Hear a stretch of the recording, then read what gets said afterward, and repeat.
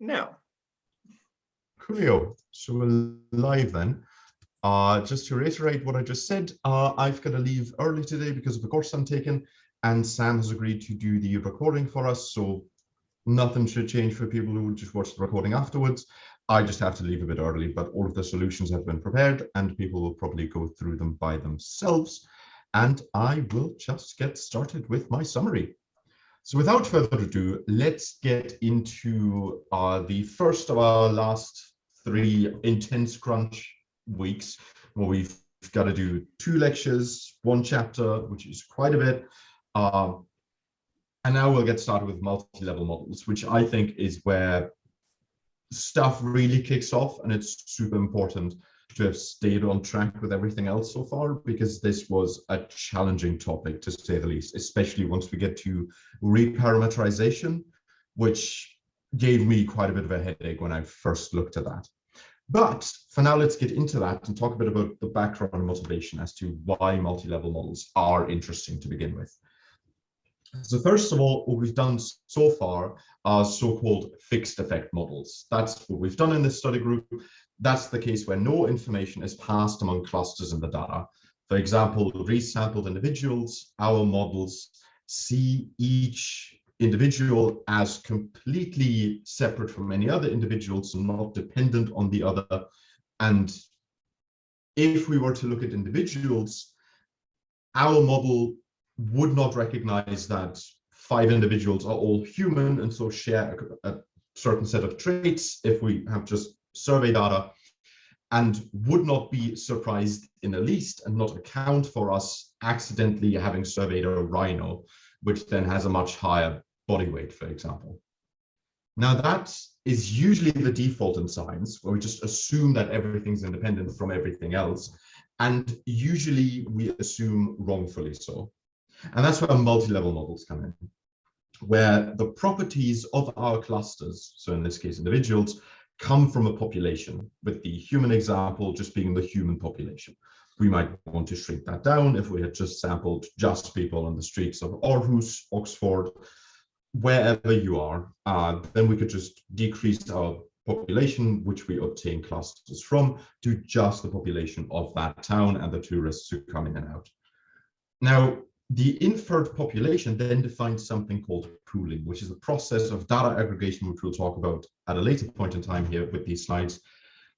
And the important bit here for us with the multi-level models and recognizing that those clusters come from a population is that we can use information of one cluster to inform the estimate of another cluster by using pooling.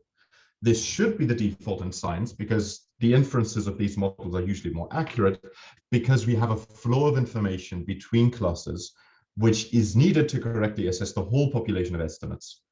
Because suddenly we use all of our data to form an understanding of the population and then understand the individuals as deviances from that population. On the other hand, what we've done so far, each cluster in our fixed effect models is basically a new data set to our models, and so it doesn't take into account the information that's contained within other clusters which are present in our data. And we don't get to as refined and as data heavy in an informed statement about the population mean or about population parameters. So basically, the big motivation here is we want to make use of as much information in our data set as we can. And multi-level models do so much more nicely than fixed effect models. So with this, we can talk about multi-level models. What's the theory behind these? First of all, it's important to recognize that observations come in clusters most of the time, not always, but very often so. For example, individuals from a population, or observations at distinct locations, or observations at distinct points in time, yada, yada, yada, you name it. There are probably more clustering variables that we could think of off the top of our heads than we have time for, even in the 3-hour time slot for this study group. Different clusters are oftentimes measured several times, meaning we measure a response of an individual several times. We repeat observations at distinct locations several times. We measure the same time slot at different locations, for example. This all leads to something called pseudo-replications, where you replicate your measures on the same study site, individual time step, what have you. And these models, multi-level models, can address this pseudo-replication. Now, pseudo-replication has a really bad name, and I love this quote from the lecture, which was pseudo-replication is a pseudo problem. I am actually thinking about putting that up on my door at the office when I'm finally allowed to get back in, because I really like the quote. So why is it only a pseudo problem? How do we get to inform our models with the actual clusters that we have? So right here, we've got the basic fixed effect model. This is just about survivalship of tadpoles in different tanks. And yeah, this already is informed with the clusters. However, there's no information passing between the clusters in this case being the tanks. So we want to build a model with memory, aka a multi-level model. It has memory because it remembers something about all of the other clusters when looking at just one cluster in isolation. So that's where the population inference comes from. And this is how we could do this. We basically write additional priors for our mean population estimate. Now that may sound weird, so I'll just put a bit of notation on here, and I think it'll get a lot more clear over the next few slides. Basically, we create varying or random intercepts for each of our tanks, and these themselves come from a distribution which we need to define priors for, with an average intercept for all of our tanks of survivalship, and then a standard deviation of that average intercept for each individual tank, which we then use to draw from a normal distribution to get our alpha tank i's, which unfortunately this right here should say alpha tank I. And that's pretty much it. These priors right here, which inform another prior, which then feeds into the actual linear model, is what we call a hyperprior. Hyperpriors can be obtained from the data, and we can even go so far as to have hyperpriors of hyperpriors of hyperpriors. There is no end to this, except for us still wanting to be able to interpret stuff. But mathematically, we could go to the nth hyperprior level. In this case, we just obtain the prior for alpha j from the data given our priors on the distribution. That's all it is here. The important bit is that this allows for adaptive regularization. We've talked about regularization previously, which is simply just used to constrain our estimates to a certain range. And it's not quite, it's not quite setting a limit to the range of our estimates. It's a bit more nuanced than that by putting some very informative priors on certain parameters. We essentially try to take a bit of the power away from the data to make sure that hugely influential outliers in our data don't completely skew the predictions of our estimates. Sorry, the estimates of our parameters. That's what I meant. But for some of our clusters, we may just not have any outliers in these individual clusters. We may be super certain of them. So for example, a large tank without any predation, without any adverse effects on our tadpoles will probably not have any outliers because all of our tadpoles will have survived. So there's just a 100% survival rate across any of the tanks sampled for large tanks without any adverse effects. So we can be super certain of it. So we don't need a lot of regularization for this. However, for other tanks where we have huge variations of survival rates, we may need to have quite a bit of regularization. And this is where our adaptive priors come in. So that's where the alpha j normal comes in.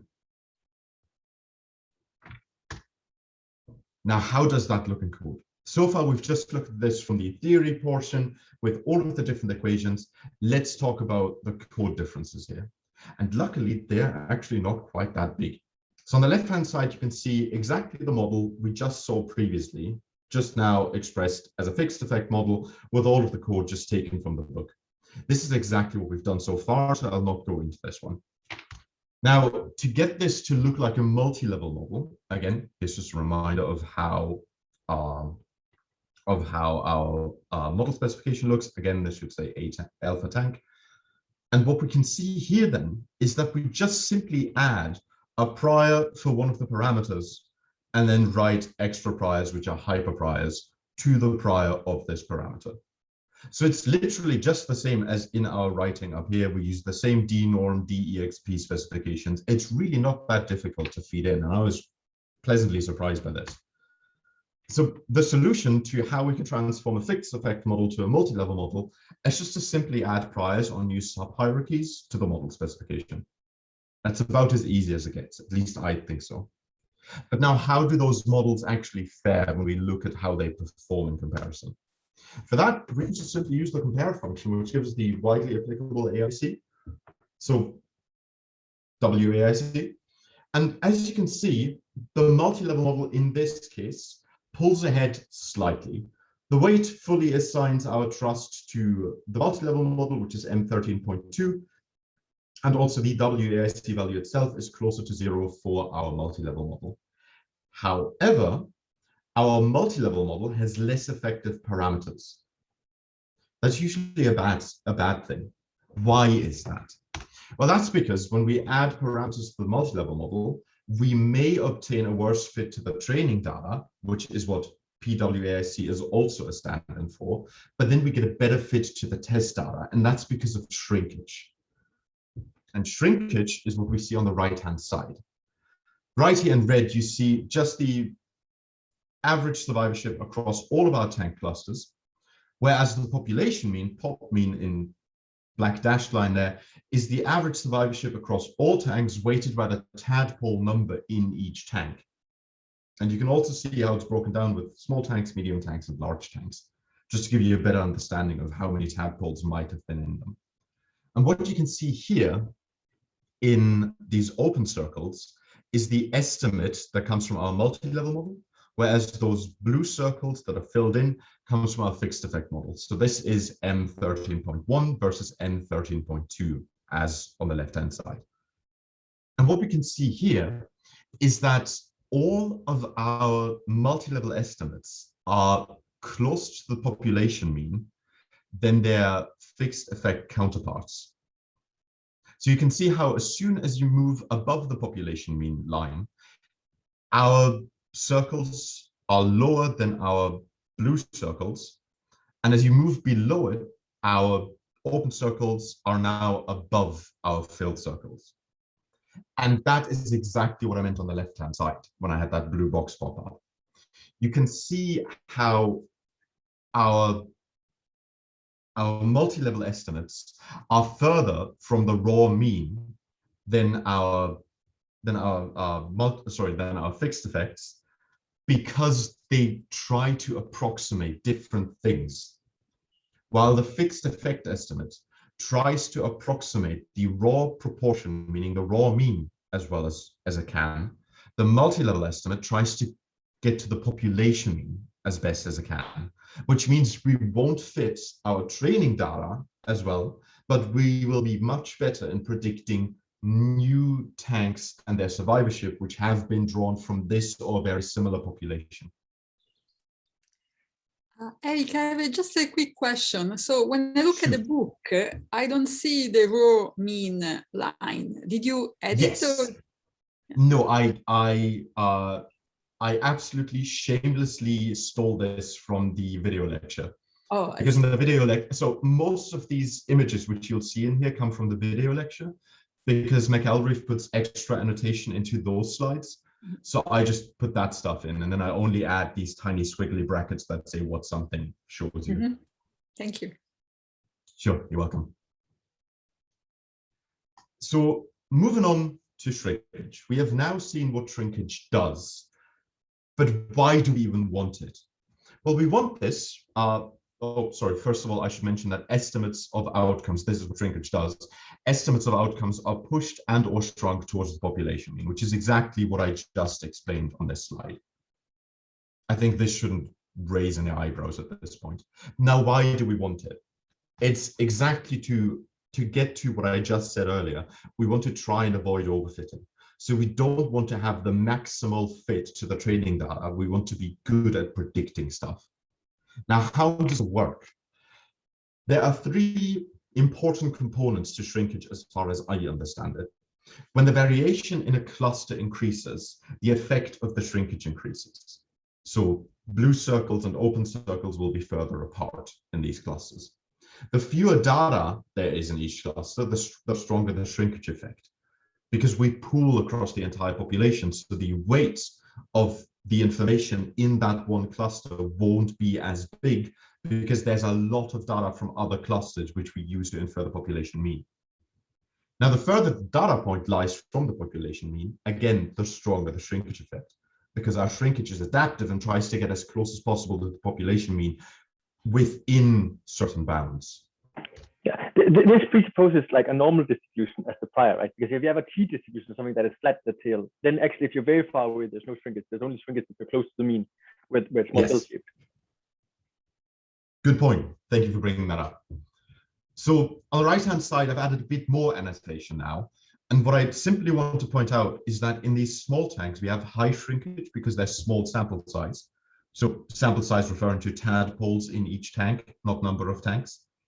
On the right-hand side, we have low shrinkage due to big sample size because there's a lot of tadpoles in big tanks.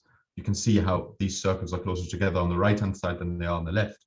There's also high shrinkage right here for this pair because it's far from the population mean, whereas these right here are very close together. There's not high shrinkage. And right here, you can see that effect again, where we've got low shrinkage because you're super close to the population mean. Now, how do we get shrinkage? We get that through regularizing priors and the pooling of information. So now we're going further down the rabbit hole, and we've got to ask ourselves, what's pooling? Well, pooling comes at certain levels. But before we get into that, again, there was a really nice quote from the lecture, which I just wanted to preserve, where McElwee said that pooling is the process and shrinking is the pattern. So pooling is how we get to shrinkage. Now, what are the levels of pooling? We can either have no pooling at all, which is basically a fixed effect model, or we have maximum overfitting because we try to get to just an understanding of each cluster by itself. No information is gathered across the entire population, and we try to represent the original data as closely as we can with our non-pooled estimates. I guess they're still slightly pooled because you have some prior, right? They're just not a depth. Yes, but that's not what pooling refers to. Pooling refers to getting information across different clusters. And so no pooling comes in when you have a fixed effect model. They're still shrunk. They're shrunk towards the prior, but they're not pooled, sure. Yes. And the shrinkage then is just dependent on your regularizing prior, but not informed by anything that goes on in the population. Cool. Then we've got a partial level of pooling. That's what varying effects model do. So multi-level models. Or we have adaptive regularization, which is what we just talked about when I told about how does shrinkage manifest. So this is down to how much variation is there, how far away are we from the population mean with individual data points, how much data is there, how much variation, and so on. Then there's also complete pooling, which is maximum underfitting, because all we do is completely disregard the information pertaining to individuals within clusters or individual data points within clusters. We just assume the grand population mean. That's all we get. No individual intercepts. We just say, on average, there's a survivorship of this across all tanks, which can sometimes be useful, but usually is not what we're after. Like generally, you should always do a hierarchical model because like it can learn which one of the two others one are potentially true. Yeah. No, I mean, we're all scientists here. If you have something that's partial and nuanced and it figures itself out for you, basically, why would you not take it? It just sounds way too good, and it is way too good. We don't deserve pooling. All right, this is what this looks like. So basically, if we have complete pooling over here, so here you can see our prior distribution as seen right here on the right-hand side, and then where our posterior ends up. What we can see here for complete pooling, we just get all clusters being exactly the same. Posterior distribution would basically just be one line that's infinitely high because it has all of the information just in that one spot. Now, as the further we move to the right-hand side of this, so the more we increase sigma, which is just the standard deviation on our prior for our individual tank intercepts, if we have an infinite standard deviation on that normal distribution, we don't have any regularization in this prior. So we won't end up with any adaptive regularization either. So even those priors are still subject to scrutiny, of course. Now for final summary of pooling and shrinkage, this is another prediction of just absolute error between ponds. So this is real world data, this isn't tanks anymore. And we've got tiny ponds, small ponds, medium ponds, and large ponds. And when we look at them, as we go from left to right, we have more data from which to pool. So as we move from right to left, we get stronger shrinkage. That makes sense? This is completely what we expect. So what do we do if we have multiple clustering variables? How do we deal with that? Well, multiple clusters come in two important flavors. One is cross-classification, which is where you have, let's say, 4 individuals, which you repeatedly sample across 7 days. So each individual gets sampled each day. So those clusters overlap, basically. There's also hierarchical clusters, which is where clusters do not overlap. So for example, think of a phylogeny, for example. You may have a cluster for all plants and a cluster for all animals, but individuals from both of those clusters, while still representing clusters in terms of not species, but genera, for example, or families. I'm not good with phylogenies. I think families are one of the suborders of Animalia and Plantae. These do not overlap between the different trees of life, because a family that comes from the animal tree does never overlap with the plant tree. So that's why we have nested clusters. These would then be hierarchical clusters. Right here, we're talking about cross-classification. So right here in this example that I'm now going to walk through, we've got clusters of individuals. So yes, we're trying to answer the question of what if clusters and different predictors overlap. This is cross-classification. With our example, we have clusters of individuals. Each individual is measured multiple times. And then we have clusters and dates of observations, which is what I just mentioned as the example for cross-classification. So each individual was observed on multiple days. When we want to put this into a model, this is what this might end up looking like. We may want to reparameterize this, and we'll get to how to do this in a second. But for now, we'll just say we want to have a varying intercept on our actor, which is the cluster of individuals, and we want to have a varying intercept on our blocks, which are the dates of observation. And now for both of these, we have a random intercept prior right here for the alpha j's, which is our alpha actor, and then for our blocks. So right here, both of these have a sigma going with them, which will be used for regularization, for adaptive regularization, that is. And one of them has another mean parameter, alpha bar. So alpha bar is just the population average intercept for the actor. Now, the important thing to point out here, which I wish would have been stated a bit more clearly in the lecture and really only came up during the exercise for me, is that it would be really bad practice to now also put a mean intercept on our gamma right here, which is for our blocks.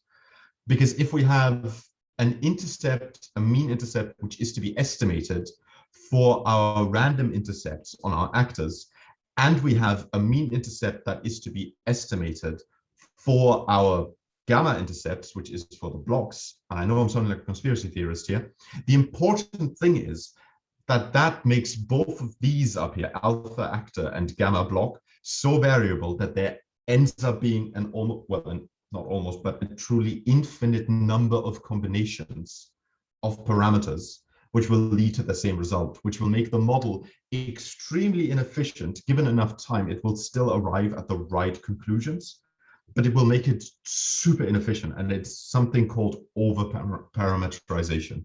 More on that, I think, in the hard examples, the hard exercises. It's a fancy version of the dummy variable trap, right? So you usually have this problem, like when you're very new to regression, and you have like, you know, boys and girls, and you have a height, and then suddenly like one of them is followed an intercept, so you only have like the deflection between, you have the difference between boys and girls, but you don't have like the height of boys and height of girls. You can of course, like if you use it, if you have indicator variables instead of index variables, then you can get around that. But here, when you have them like as two different things, then you can't get around it by doing the index variables instead of indicator variables. Then you are in the dummy variable trap land, and you just have to assign to one of them arbitrarily. So like, yes, you basically have the model has an intercept, and everything else is deflections from the intercept. You may also want to think back to the leg example in one of the earlier sessions, where left leg could cancel out right leg. So we would get humans who had an average height of 2 meters because they had a 2 meter long left leg and a 0 meter long right leg. And the model gets just as confused here. And what counts are the difference between the alpha j's, right? So if it's 2, 3, 3, then obviously 2 of them is shifted up by 1. And if the other one is 0, 1, 1, then they are also shifted by 1. And it's arbitrary. You could just subtract 2 from these and add 2 from these, and you have the same deflection. Now, while we're talking about this, and thank you for the really valuable input here, it's important to point out that this issue that we're talking about does not exist with the model we're currently seeing on screen. So the model we're currently seeing on screen is totally fine, but we will see a model that has an issue in the exercises today. And so the answer to the question of what if clusters in different predictors overlap, the answer is just simply add them to the model. That's all we have to do. And so moving forward with multiple clustering variables in our multi-level models, right here, right-hand side, upper corner, you can see the varying intercepts on our actor and on our block, just what we talked about. Left-hand side is how it looks in code. Nothing too surprising, I hope. Everything's even highlighted from the lecture slides, so don't think we need to worry about that one. The more interesting portion definitely comes in on the right-hand side, which is where we can right away see that there's a lot of variation in our alpha intercepts, because actors are just not that different from day to day as they are different from one another. Hence why sigma alpha, for example, is much bigger than sigma g, which was just for gamma, which was for our blocks. And you can also see that this one individual 2, which is just the most left-handed monkey to ever have lived, always pulls down the with the left lever. bourgeoisie. Always pulls the left lever. And because this is on log ratio down here, this range right here is large just because all of these values correspond to improbability space. Always pull the left-hand lever. And that's why we get this super big range right here. 4 means forever, right? Yeah. You can also see, if you plot the posterior distributions, that because there's just so much less information within our blocks, that there's much more shrinkage on the block estimates than on the actor estimates. And you can see that in the sigmas being plotted here on the right-hand side. So this is the posterior distribution of sigma G and sigma A. Sigma A being in black, sigma G being in blue, as corresponding to the left-hand side. One thing I really like about his pedagogy here is, like, I could have been guilty of doing the following. I make this model, I see, the block effect is small, I just take it out because it's small anyway, and now I have more power. And that is just super cheating, right? Because I only took it out because it was small, and it's like, it still has some distribution, so it still captures something, right? So yes, be happy that your experiment is not as badly confounded as you feared, and keep it in. I love the highlighting that he does in both the book and the lecture series of model comparison over model selection, and just trying to make it as tiny as possible. So right here, what we see is adaptive shrinkage working, because adaptive shrinkage ensures that our model is not negatively affected by addition of a cluster type with little variation contained therein, because it will just get shrunk down to basically be zero and will not come in much for our predictions. It will still have some impact, but the model adaptively shrinks all of the stuff that just has less variation and less interesting stuff going on. I don't have any question. I just want to say that's really cool. Right? Going back to the previous slide, you know, the left-handed monkey, I think the first time we're shown that in the book or in the lecture, it's shown with this tiny error bar over here. Whereas here we start talking about how it's actually impacting the model. It's like, oh, we don't really care about the left-handed monkey. It's like, I just thought that was really, really, I just trust it a lot more now. Right. You just get so much more information from this. Yeah, I have a philosophical question.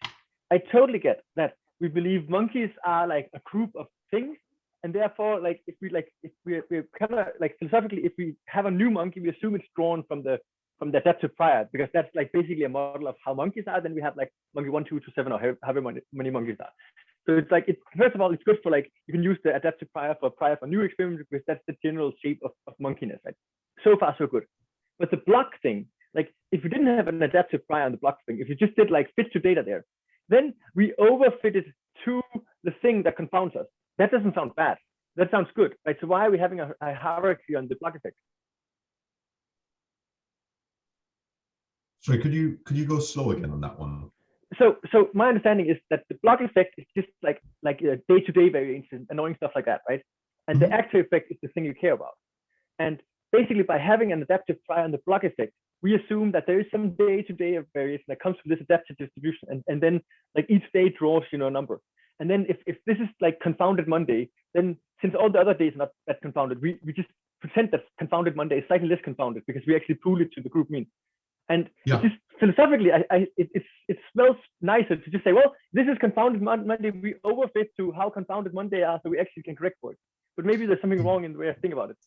Yes, I think this is all about the philosophical differentiation between, do you want to explain the data at hand as well as you can, or do you want to be able to predict into the future as well as you can? So if you were to try to predict another Monday in another week, then you'd like to have something that shrunk more to the population mean? Totally to not make as extreme predictions. Totally with you, but I'm assuming this model is used for predicting how lefty is lefty and stuff like that. Right. So I don't know what it's used for, to be honest. I think totally fair point. Totally fair point. Yeah. I think this model, from what I understood, is just about, do monkeys choose the pro-social option if partners are present? And for that, we want to reduce the effects of other things as much as we can to the population mean. Like I just have a bad intuition for this. I'm not strong in either camp. It's really hard to think about. Right. I'm just seeing that we're nearing 2 o'clock, which is when I need to drop off. Would you be fine if we postpone this philosophical discussion until I'm done with the slides, and hope to just get through them before I need to leave? Thank you. So let's talk about divergent transitions. Divergent transitions are something that comes in, especially once we have multi-level models. And you may have seen them so far already a few times when you ran some of the exercise code. So Hamiltonian Monte Carlo, HMC, which is our sampler of choice for reasons we talked about weeks ago, runs a frictionless physics simulation. And what it does to check that the physics simulation makes sense is that once it has flung the particle in some direction, it stores information about the energy of the particle at the end of the transition as well as at the beginning of the transition. If these two are not the same, that hints at there being very abrupt, let's call it elevation changes in posterior landscape, which means that we will have a very high rate of rejected estimates, which our random steps are trying to get to. This indicates then that we have inaccurate approximation of the posterior landscape because of its shape. And it occurs in regions of strong curvature in log posterior. So that is change in elevation of a 2-dimensional posterior landscape, for example. So what you can see here is with this formulation right here, for example, which is a bit weird because now we have the outcome written below information criteria for the outcome. So this V informs X, and right here you can see X against V. Because of this really deep valley here, what happens is that our Hamiltonian Monte Carlo is really bad at exploring the valley because of those steep changes in log posterior. Now, if we had a model with a large step size, so HMC goes in really large steps, we have a huge number of just rejections. All of these red dots are rejected samples. With a small step size, we don't get as many rejections, but we don't really get into this tunnel quite as much as we want to. And that's all that divergent transitions tell us. It just tells us that posterior space has not been explored all that efficiently. Now, all MCMC-based algorithms suffer from this. And the important thing to point out is that in most cases, they fail to provide diagnostics, and HMC tells us about divergent transitions.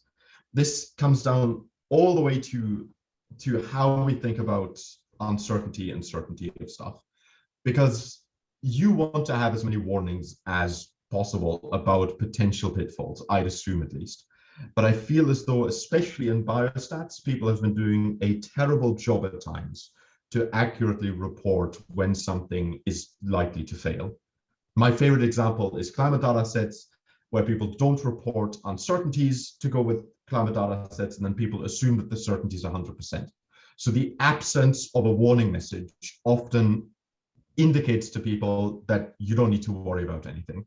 So preferring HMC, which does give you a warning message and diagnostics, is just a sensible thing to do here. Now, moving on to divergent transitions, I really need to speed this up a tiny bit. Sorry about that. We've identified them. We know they're an issue. We know why they're an issue. So how do we address them?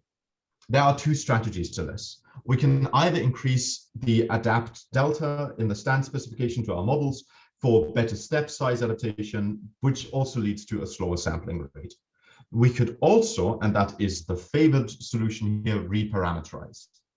But before we get into this, it is worth pointing out that usually, or quite often when one runs into divergent transitions, it's not the model's fault itself, it's how we coded the model. So basically the model is written wrong, and we need to rethink our model before we attempt reparameterization. Unless it's an exercise within this course, then we probably have to. So reparameterization, once we've identified that, yes, this is in fact the model we want to run, but it's still running into divergent transitions. If we run into it, reparameterization is usually the better of the two options instead of adapting stands adapt delta. So what is reparameterization? Well, reparameterization all comes down to the fact that models can be expressed in different code specifications, which changing between these basically just changes the way the model is made up through its parameters, priors, and hyperpriors. The models are still the same in algebra, will lead to the same kind of outputs, but the posterior takes different geometries.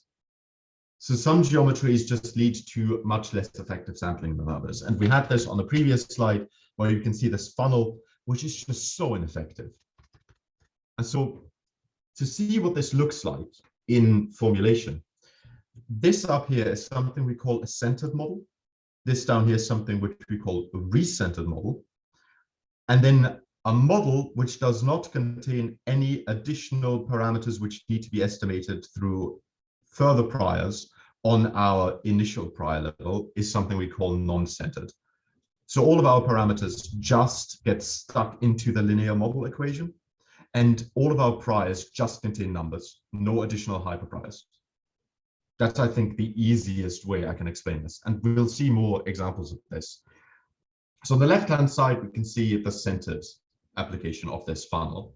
We've got parameters inside our outcome distribution, and then we have parameters which are conditional on other parameters. Now, for the non-centered version of this, all of the conditioning happens in the linear model, and all of our priors for the parameters in our linear model only contain numbers. And in this case, Z is just standardized X with a mean of 0 and a standard deviation of 1. That's all this is here. Again, sorry, I need to fly through this a bit, but you can see how on the right-hand side, this really drastically changes the shape of the posterior and leads to a much higher acceptance rate, so no divergent transitions. Now, for some code exercises or mathematical formulation exercises, on the left-hand side, we see the centered version of the model that we've run with so far, which throws up some warnings about divergent transitions when sampled with HMC. What we can see here, first of all, we have embedded parameters. Embedded parameters here are our alpha bar, our sigma alpha, and our sigma gamma. This is what we want to get rid of. We don't want them to be embedded in priors. We want them to be directly within our linear model. So again, like I said, the easiest way I could get this to understand was just only have parameters in your linear model and all of your priors only contain numbers. That's, I think, the easiest way of differentiating centered between non-centered models. It doesn't sound very bright, but it works. And basically, this is what we've done here. So we just lifted alpha bar up into our linear model, which is then just combined with Z of actor, which is just, sorry, it actually, no, wait, sorry, it shows up in here, which is just the Z transformed, what I said here, standardized alpha times the standard deviation, which is how you get back to your individual actor intercept. It's just reversing the standardization. So that's why this says standardized actor intercepts. When you take all of this term together, you just get back to alpha actor I. Again, I'm sorry, I need to fly through this as much as I have to. I totally encourage you guys to talk about this more in depth when I have to leave, because I think this bears repeating and bears a bit of trying and testing stuff out. It's also contained within the exercises for today. And then we just basically do the same thing for our gamma block, which in this case is just standardized block intercept times standard deviation. There's no bar or something here because then we run into overparameterization again, because as you remember, this was, oh, sorry, didn't need to flip. This is just a 0 here, so we don't need to lift this up. Last slide, actually right on time. We now have some very complex models. How do we do posterior predictions? Important thing here is to ask and then answer the question of how do we want to predict novel clusters? What does it mean for us to predict a novel observation? There are different ways of doing this. One is to predict the average cluster. So you average over all clusters which are available and then try to predict outcomes for just the average Joe from your population with all of your clusters being averaged. So on an average day, the average monkey pulls the lever in this condition this often. That's what you would argue here. Now the marginal cluster first averages over the uncertainty of all clusters and then gives you the prediction. So this is more of a question of how certain am I of predicting this instead of this is the average. And you can see how those compatibility intervals are getting much, much bigger with the marginal of the actor. And I hope this posterior prediction stuff gets a bit more heavily focused on in the next few chapters, because it wasn't quite as intense in this chapter as I hoped. The clip note version is that more than 1 out of 20 monkeys are lifty, and therefore the marginal actor is like very, very broad. Yes, thank you. We can also just simulate full-on clusters, which is on the right-hand side, where we just take all of the different combinations of all of our different clusters, and then we just plot outcome lines and see where they lie. However, that can get a bit messy, especially when we have a lot of cluster values. So for example, for the tank example, oh no, sorry, for the trolley example, which comes up in the exercise, which I think has 349 different clusters or so, this becomes very difficult to understand. So the important bit here is to point out that we should not, and reiterate this point, should not expect the posterior predictive distribution to match the raw data because of adaptive shrinkage, because it tries to not look at the raw data, but at the population mean. and also post-stratification, which is something that was just a quick afterthought in the chapter, which is basically weighing estimates by samples per cluster, can help with our predictions to correct bias. But again, this was an afterthought in the chapter. It doesn't come up in the exercises, and I reckon it will come up more in the next few chapters. And with that, I am through with my summary, and I actually have to dip because I still have to install some extra software for the course that starts up in 4 minutes. So I hope you've got a lot of fun. I am really looking forward to watching your recording after the fact. You've got the link to my solutions. Feel free to share your solutions as well. Check against mine. I've checked mine against McElrath's solutions, so these are definitely true. Maybe not well explained, but they're definitely true. And I will see all of you again next week. Have a nice weekend, and I'm looking forward to seeing you and watching your recording. Bye. That's not being a good patient, right? It's just as good as McElrath's. That's like, that's not necessarily true. I really like his rule of thumb that a non-centered model is just one where there are like no letters. There's only letters. There's no there's no letters. There's only numbers in all of your priors, and then you're good to go, right? Because it's really like, it's hard to think about how to uncenter a model, but everybody knows how to set scale something, right? And if you just know that, and then basically say, there is a letter, letters are evil, numbers are good, I need to move all letters into my linear model and keep all numbers in my. It's a really good rule of thumb for actually how to go about non-centering your model. So do you think that's the right way to go about it? Is it just a de facto strategy, just going forward? Just yeah. So the reason it doesn't work is basically like when you're sampling. Like if you just imagine that you're just drawing random numbers because you're generating fake data or fake parameters, right? Then you're implicitly assuming everything is independent. That's how you're drawing stuff, right? But obviously, if this one has these two, like if you draw this one, put these two in here, and then draw this one, then they're like very much not independent, right? And that's what messes you up, right? And like it's totally mind-boggling that just rewriting it this other way, which is like mathematically equivalent, but because everything is in the linear link thing, so everything that is drawn is actually for reals independent, then it checks out. Jan, I applaud you, because I saw the graph and I saw the lecture, and I could understand by what was shown that centered and uncentered are different, and they have very different effects on your model output and your posterior.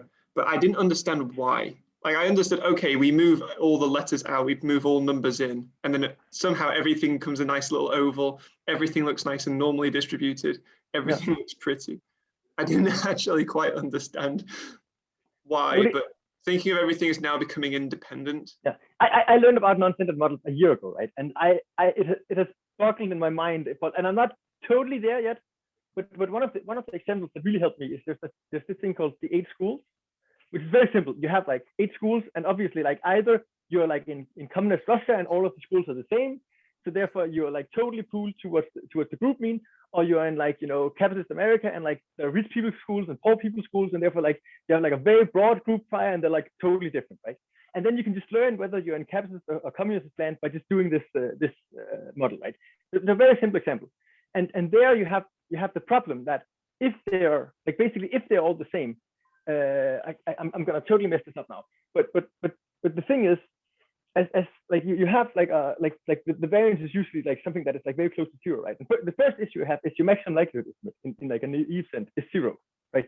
Even though your mean may be somewhere here, so that's the first thing that totally screws you up, right? That because it starts like this and looks like this, then you're maximally at 0, which is super wrong, right?